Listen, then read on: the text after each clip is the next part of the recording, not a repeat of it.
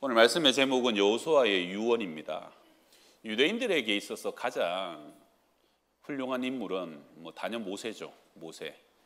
시내산에서 십계명과 율법을 받았고 나라를 세운 인물이에요. 그리고 모세 오경 토라를 기록했던 모세죠.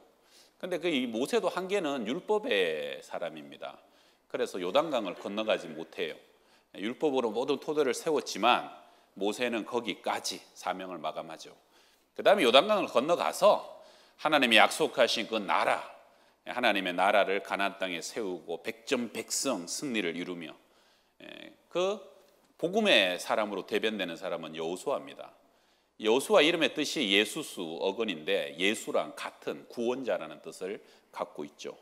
오늘은 그 여호수아 얘기인데 여호수아의 생애는 애굽에서 종살이할 때 태어났죠. 40살이 좀 넘었을 때 모세를 따라서 출애굽을 시작하게 되고, 그리고 출애굽 17장에 보게 되면 아말렉은 사막에 도적됩니다. 그래서 이스라엘 백성 그 200만의 행렬에 뒤처진 약자들, 노인들, 어린애들 거기를 약탈하고 노략하고, 그래서 여호수아를 필두로 출정을 하죠. 그래서 아말렉과의 전쟁에서 모세와 아론과 훌은 산에서 손을 들고 기도하고 아말렉이 전쟁에서 이기면서 아마 여호수아가 그때 처음으로 이름이 나오게 됩니다. 그리고 난 뒤에 여호수아는 40년 내내 광야에서 모세를 수종들면서 모세가 회막을 떠나도 회막을 지키는 회막의 사람, 그리고 모세가 처음 시내산 위에서 40일 동안 기도하면 그 산 아래 중턱을 떠나지 않고 돌아올 때까지 충성스러운 충견처럼 모세를 보고 배우고 받들고 따랐던 그런 사람이 여호수아죠. 나중에 이제 여호수아는 또 이제 우리 가데스 바네아에서 12명의 정탐꾼으로 갔다가 유일하게 믿음의 고백을 했던 갈렙과 함께 오직 2사람만이 40년 뒤에 가나안 땅에 들어가게 되죠. 그래서 이제 모세가 죽으면서 여호수아를 후계자로 지명하게 되고, 여호수아는 백성들을 이끌고 요단강을 건너서 7년간의 정복 전쟁을 끝내고, 그 다음에 땅을 나눠주고 이제 나머지 세 지파가 돌아가게 하고 강 저쪽으로 동쪽으로, 그리고 17년 정도 그 가나안 땅에서 통치하고 다스리고 정착의 삶을 돕다가, 그래서 마지막에 이제 110세가 됐을 때 여호수아는 오늘 유언을 남기고 그의 삶을 마감하는데, 여호수아 유언장은 23장, 24장 2장인데 23장은 족장과 지도자들 중심으로 먼저 하고 24장에는 전 백성을 다 세겜에 모아놓고 유언을 남기게 됩니다. 110세의 인생 중에 70년을 하나님께 쓰임받은 사람이죠. 참 여호수아는 보면 성경의 인물 중에 참 사무엘도 자식 농사는 실패했는데 여호수아는 정말 흠이 없어요. 후회 없는 인생을 살았던 사람들. 아마 여호수아 보고 30년 전으로 돌아갈래요? 한 70년 전으로 돌아갈래요? 그러면 안 돌아가겠다고. 나는 전혀 돌아가고 싶지 않고, 돌아간다고 해도 그보다 더 잘할 자신도 없다고 그러지 않겠어요? 여러분은 어떠세요? 어떻게 한 20년 전으로 돌아가시라 그러면 여기 어떻게 한 10대로 돌아가라고 하면 어떻게 돌아가시고 싶으세요? 이게 세상 사람들은요, 이런 질문을 하면 거의 다 가고 싶다고, 돌려보내달라고 그렇게 생각해요. 근데 예수 믿는 사람들은 이게 달라요. 이게 달라. 가도 지금처럼 믿음으로 더 살 자신도 없고 또 별로 돌아가고 싶지도 않고. 왜 그래요? 잘 산 거죠. 1년 1년을 영혼의 삶과 맞바꾸는 삶을 참 잘 사신 사람들, 믿음의 사람들만 가능한 얘기입니다. 나는 가고 싶은데 지금 말을 못하는 분들. 자, 우리 고린도서 4장 16절 우리 같이 읽어봐요. 그러므로 시작. 그러므로 우리가 낙심하지 아니하노니 우리의 겉사람은 낡아지나 우리의 속사람은 날로 새로워지도다. 우리가 잠시 받는 환난에 경한 것이 계속이요 지극히 크고 영원한 영광에 중한 것을 우리에게 이루게 함이니, 우리가 주목하는 것은 보이는 것이 아니요 보이지 않는 것이니, 보이는 것은 잠깐이요 보이지 않는 것은 영원함이니라. 아멘. 이 맞바꾸는 인생이요, 이 겉사람 썩어질 육신을 영원한 썩지 않는 부활의 몸과 맞바꾸는 거예요. 그렇죠? 이 80년 90년 이 땅의 카이로스를 하나님 안에서 크로노스를 하나님 안에서 카이로스 영원한 하늘나라의 시간과 생명으로 맞바꾸는 거예요. 우리의 재능과 소유와 우리의 시간을 봉사와 수고와 예배를 통하여 하나님의 영혼의 기업과 상급으로 바꾸는 거고, 육신의 장막이 다 낡아지고 닳아지고 사그라들 때 하늘의 영원한 영광스러운 집이 예비된 그런 인생들 아닙니까? 그러니까 맞바꾸고 잘 살아왔으니까, 여러분 최선을 다해서 믿음으로 달려왔으니까, 마라톤 42.19 다 뛴 사람 보고 10km로 다시 돌아갈래요? 20km로 돌아갈래요? 그러면 안 돌아간다고. 그런 거 아닙니까? 그러고 이제 어떻게 해요?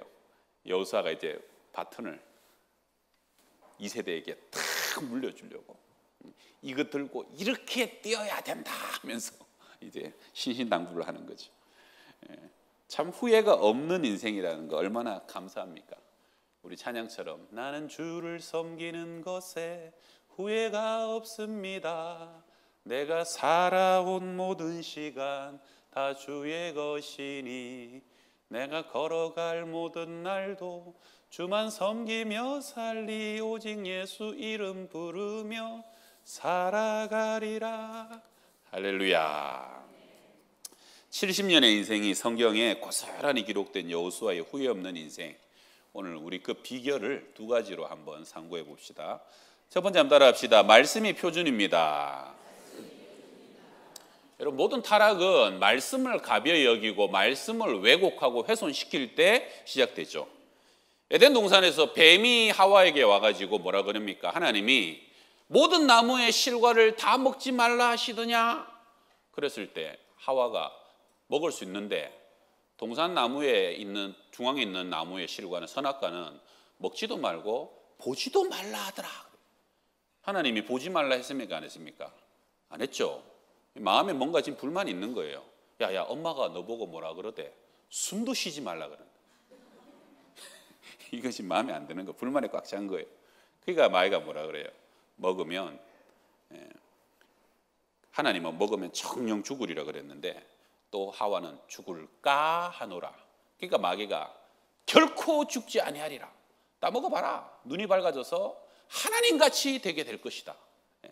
사람이 빈틈을 주면 마귀가 확 비집고 들어오는 거예요. 사람이 말씀을 왜곡시키고 말씀을 내 중심으로 변질시킬 때 마귀는 그걸로 더 강력하게 우리를 공격하는 거죠. 오늘 여호수아가 2세대, 가나안을 앞두는 2세대에게 신신당부하는 말씀. 자, 6절 읽읍시다. 6절 시작. 그러므로 너희는 힘써 모세의 율법책에 기록된 것을 다 지켜 행하라. 그것을 떠나 우로나 좌로나 치우치지 말라. 이 말씀은 사실은 여호수아가 30년 전에 모세에게 후계자로 지명받을 때 모세가 자기에게 줬던 그 말씀과 똑같아요. 여호수아 1장 8절 9절, 이 율법책을 내 입에서 떠나지 말게 하며 주야로 그것을 묵상하여 그 안에 기록된 대로 다 지행하라. 그리하면 내 길이 평탄하게 될 것이라. 내가 형통하리라. 내가 내게 명한 것이 아니냐. 강하고 담대하라. 두려워하지 말며 놀라지 말라. 내가 어디로 가든지 내 하나님 여호와가 너와 함께 하느니라. 그러면 하늘 같은 기라성 모세의 뒤를 이어서 영도자가 되려니까 얼마나 두려워요. 떨려요. 앞에는 요단강이에요. 그 다음에는 막 하늘같이 치솟은 여리고 성이에요. 아낙 자손들이에요.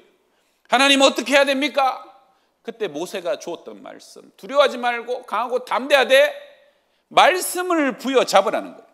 말씀대로 지켜 행하면 평탄하고 형통하고 아무리 강한 적도 시온의 대로처럼 평탄한 길이 열려지게 될 것이다. 그래서 여호수아는 딱 하나, 70년 동안 그 말씀을 부여잡게 됩니다. 그래갖고 요단강을 건널 때도 말씀대로 제사장들이 법궤를 지고 요단강을 그 보리 거두는 시기에 물이 제일 넘칠 때예요.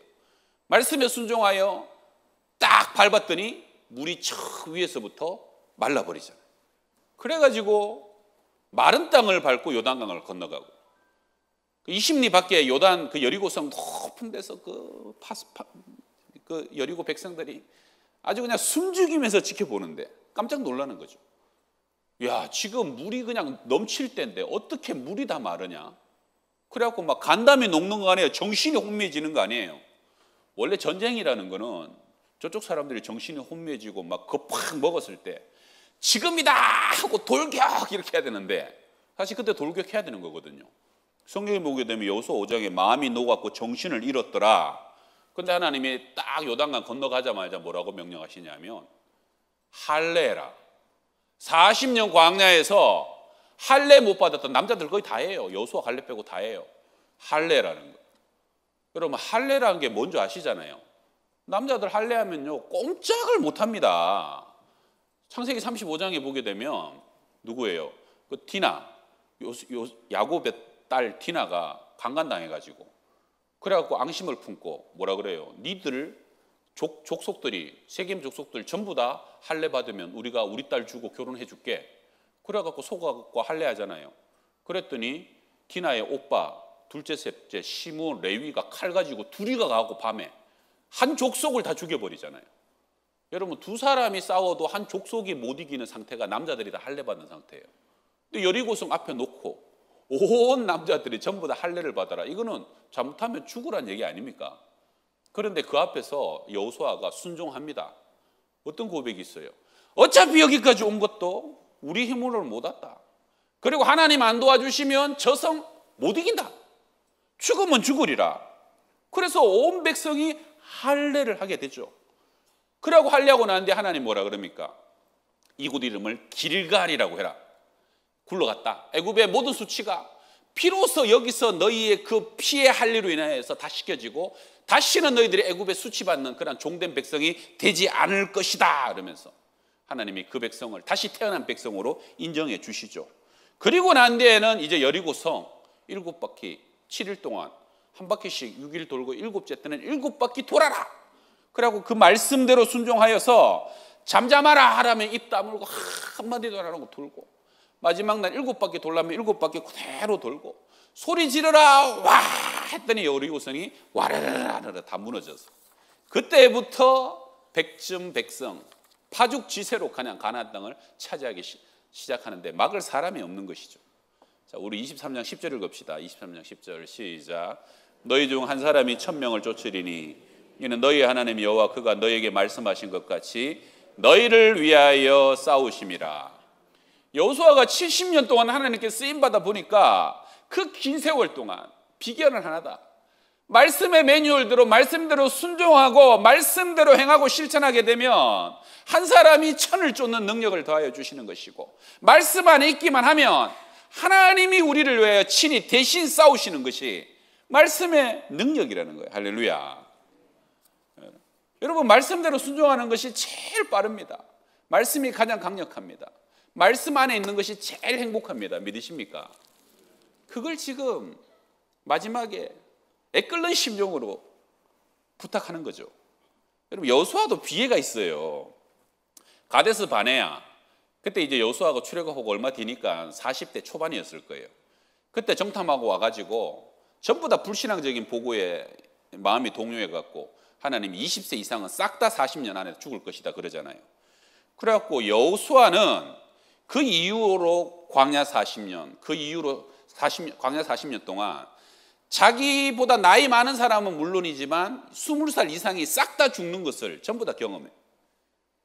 거의 200만 명, 20세를 빼니까요. 하여튼 200만이 광야에서 전부 다 죽어나가는 그 장례를 다 치른 게 여호수아예요.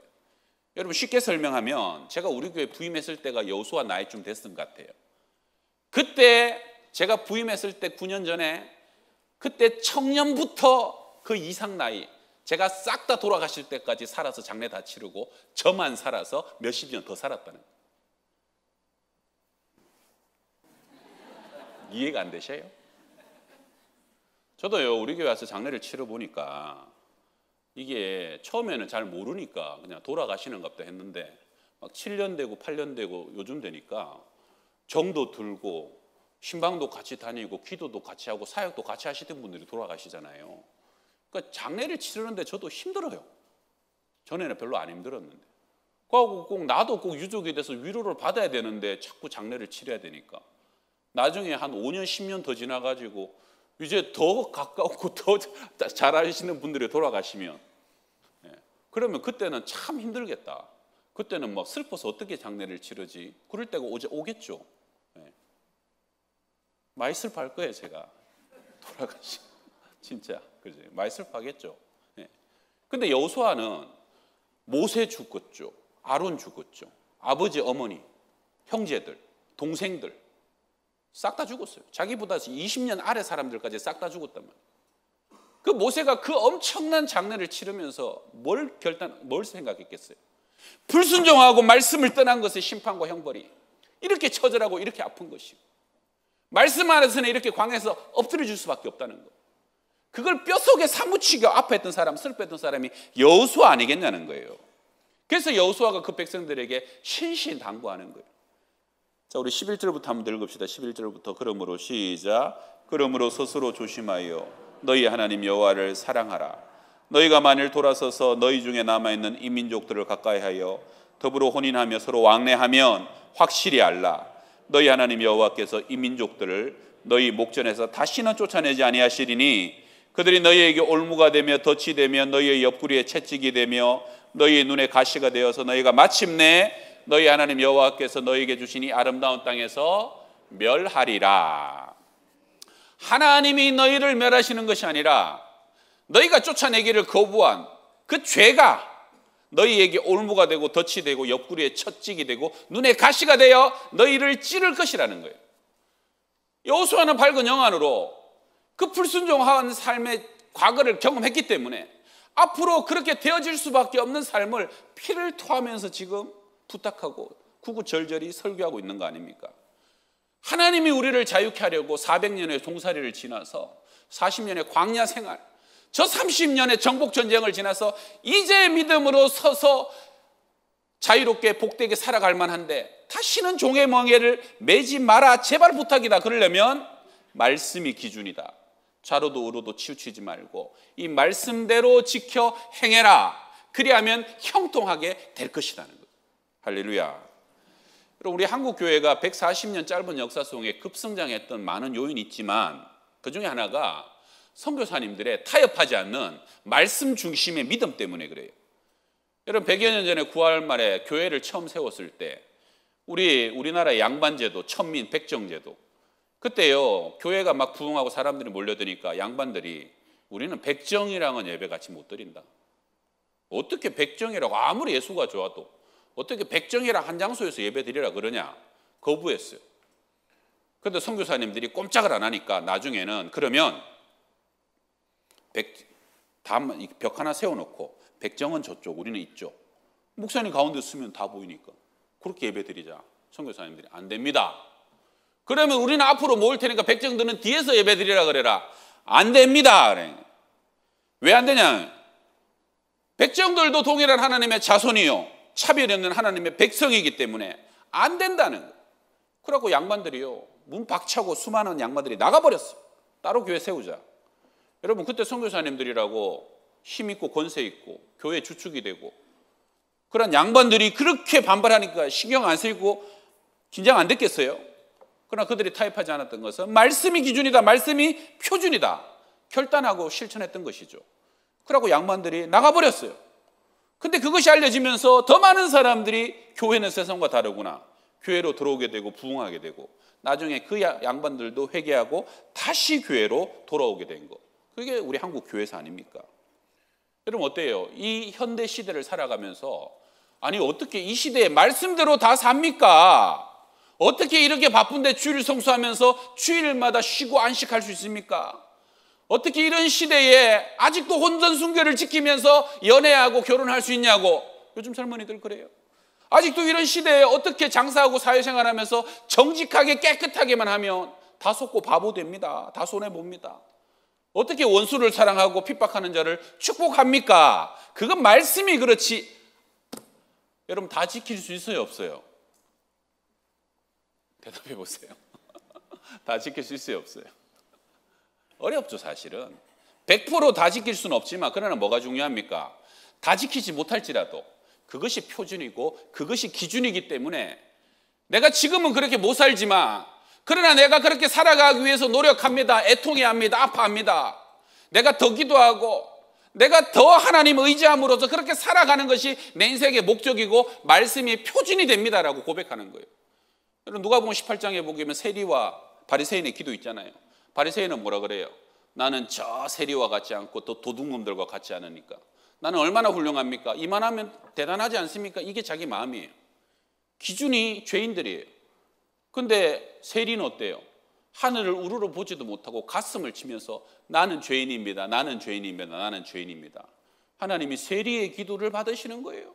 내가 아직까지 세리직을 그만두지도 못하고 그 삶에서 뛰쳐나가지도 못하지만 내가 이렇게 살면 안 되는데, 내가 하나님의 말씀대로 살아가야 되는데, 내가 더 깨끗해지고 온전해져야 되는데, 그 마음에 애통함과 상한 마음이 있는 그 제사를, 상한 심령을 하나님이 받으신다는 거예요. 그래서 우리는 말씀을 표준으로 삼고, 지금은 그렇지 못할지라도 내가 어제보다는 오늘, 오늘보다는 내일 더 말씀에 가까워지는 삶을 살아가겠습니다 하는 그 애통한 마음이, 그 마음의 중심을 하나님은 받으신다는 거죠.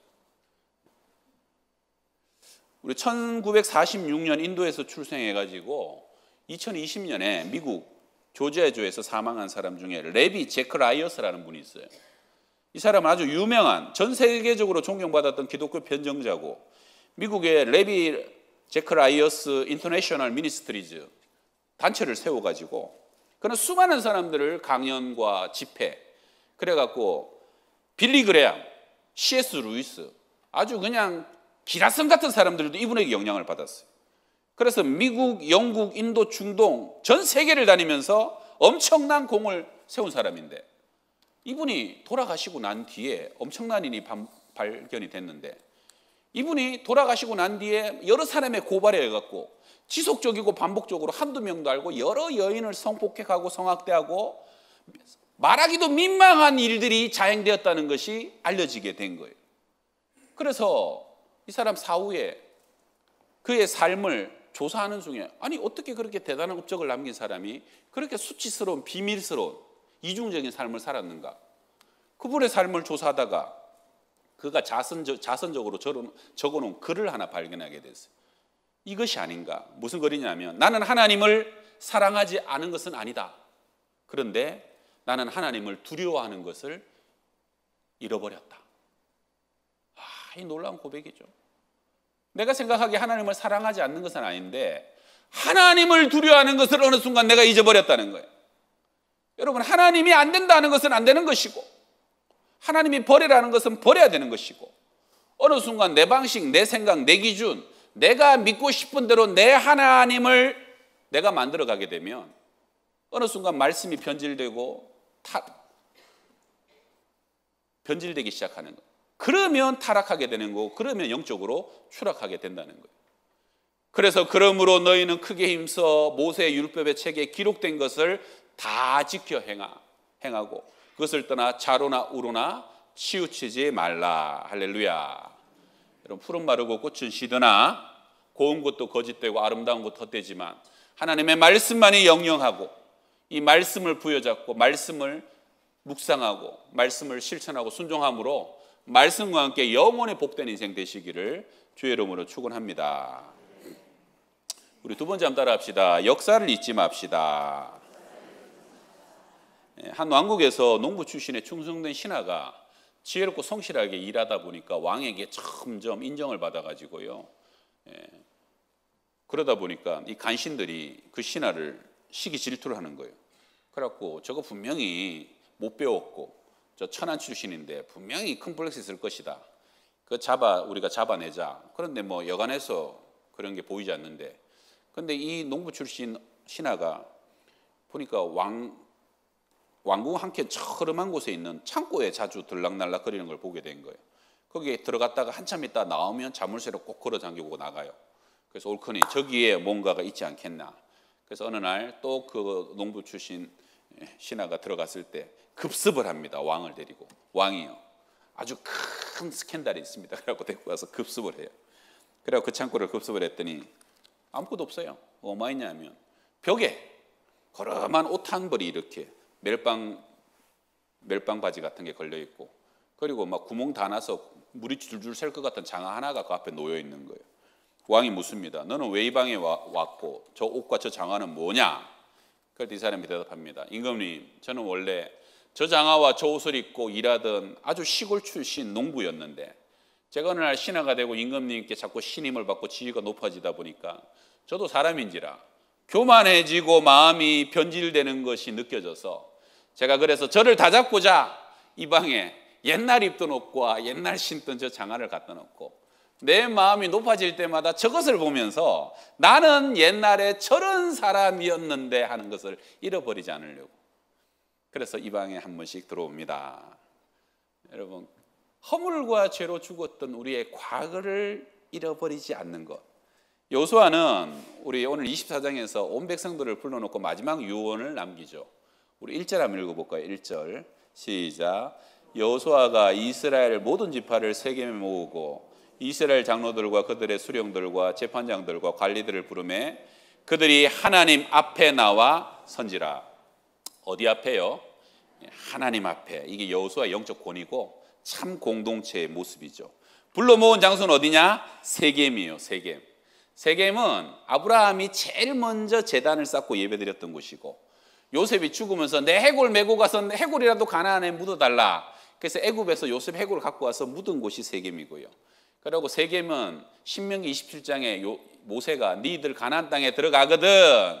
그리심산과 에발산 있고 그 사이에 세겜이 있는데 제사장과 지도자들이 거기 서고 6지파씩 그 산에 서가지고 하나님 앞에 범죄하지 말지라 그러면 아멘 아멘 하고 하나님 앞에 이렇게 하면 복을 받을지라면 아멘 아멘 했던 그림이 있는데 그림 한번 보여줄래요? 예, 그게 그러니까 저렇게 생겼어요. 그래서 저 사이 평원이 세겜인데 예, 아마 제가 그 다음 그림 보게 되면 제가 챗 GPT한테 입력을 했더니 저렇게 그려주더라고요. 아마 저런 모습으로 아멘 아멘 하면서 퍼포먼스를 펼친 거예요. 가나안 땅에 들어가자마자 여리고성 아이성 전투 끝나고 바로 이 퍼포먼스예요. 절대 이것을 잊어버리지 말아라. 하나님께 순종하게 되면 복을 받을 것이요 하나님께 불순종하면 반드시 저주받게 될 것이다. 그 퍼포먼스를 30년 전에 펼쳤던 저곳이 저희 뭐예요? 저희가 세겜이라는 거. 세겜. 그 역사적인 장소에서 여호수아가 아브라함부터 역사를 다시 한번 상기시켜 줍니다.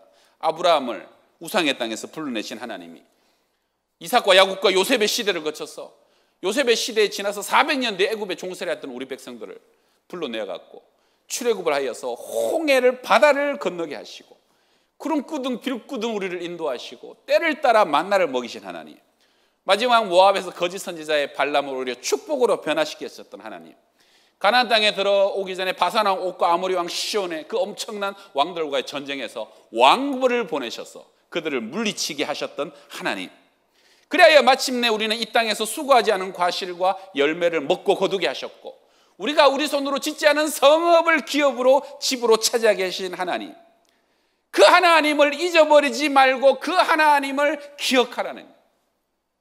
여러분들 이게 그 백성들을 향한 과거입니까? 여러분의 삶에도 하늘 만나러 먹여주신 기억이 있잖아요. 여러분의 삶에도 내가 뿌리지 않고 심지 않았는데 거두게 하신 그 은혜가 있고, 여러분의 삶에도 여리고성을 무너뜨려 주셨던 기적과 능력이 하나님의 기억이 다 있잖아요. 나도 홍해를 건너고 나도 요단강을 건너고 나도 40년 광야에서 우리를 보호하셨던 그 하나님의 기억을 잊어버리지 말고 어떻게 해요? 세상 자랑, 돈 자랑 그만하고 그 하나님을 증거하고 자랑하고 우리 자녀에게, 후손들에게 무엇을 물려줘야 될 것이냐? 내가 받았던 그 하나님의 기억을 물려주고 그 하나님의 말씀을 물려주고 우리 가운데 행하셨던 하나님의 역사와 기적을 잊어버리지 않고 자녀의 믿음이 되도록 계대하고 개성해줘라. 그 하나님을 잊어버리지 말라는 거예요. 자, 그리고 이제 마지막 여호수아의 유명한 유언입니다. 우리 24장 14절 15절 읽습니다. 읽읍시다. 시작. 그러므로 이제는 여호와를 경외하며 온전함과 진실함으로 그를 섬기라. 애굽에서 섬기던 신들을 치워버리고 여호와만 섬기라. 만일 여호와를 섬기는 것이 너희에게 좋지 않게 보이거든 너희 조상들이 강 저쪽에서 섬기던 신들이든지 또 너희가 거주하는 땅에 있는 아모리 족속의 신들이든지 너희가 섬길 자를 오늘 택하라. 오직 나와 내 집은 여호와를 섬기겠노라. 이렇게 이적과 기사와 은혜와 능력을 인도하신 하나님을 어떻게 섬기지 않을 수 없겠느냐? 오직 나와 내 집은 여호와만 섬기겠노라. 할렐루야. 자, 우리 찬양 아시는 분 함께 할까요? 시작. 하나님 한 번도 나를 실망시킨 적 없으시고 언제나 공평과 은혜로 나를 지키셨네. 지나온 모든 세월들 돌아보아도 그 어느 것 하나 주의 손길 안 미친 것 전혀 없네. 할렐루야. 마지막 말씀 31절 우리 읽고 마무리할게요. 이스라엘이 여호수아가 사는 날 동안과 여호수아 뒤에 생존한 장로들 곧 여호와께서 이스라엘을 위하여 행하신 모든 일을 아는 자들이 사는 날 동안 여호와를 섬겼더라. 여러분, 바닷물 속에 2%의 소금이 있으면 바다가 썩지 않아요. 우리 교회 안에 정말로 여호수아 같은 믿음의 어른, 믿음의 간증, 믿음의 경험이 있는 사람들이 여전히 살아서 함께 예배하고 호흡하고 그들이 우리의 영적 지도자로서 우리의 원로로서 함께 자리해 줄 때, 교회에 어른이 계실 때 교회는 그 생존한 장로들로 인하여 그 믿음의 어른들과 기도의 어머니 때문에 어둠과 사단이 함부로 잠식하지 못하고 함부로 역사하지 못하는, 야, 이 교회도 무릎으로 기도하는 기도의 어머니가 계시구나, 야, 이 가정에도 순종으로 살아가는 믿음의 아버지가 계시구나, 어둠이 사단이 마귀가 함부로 넘보지 못하는 가정과 교회가 될 줄 믿습니다.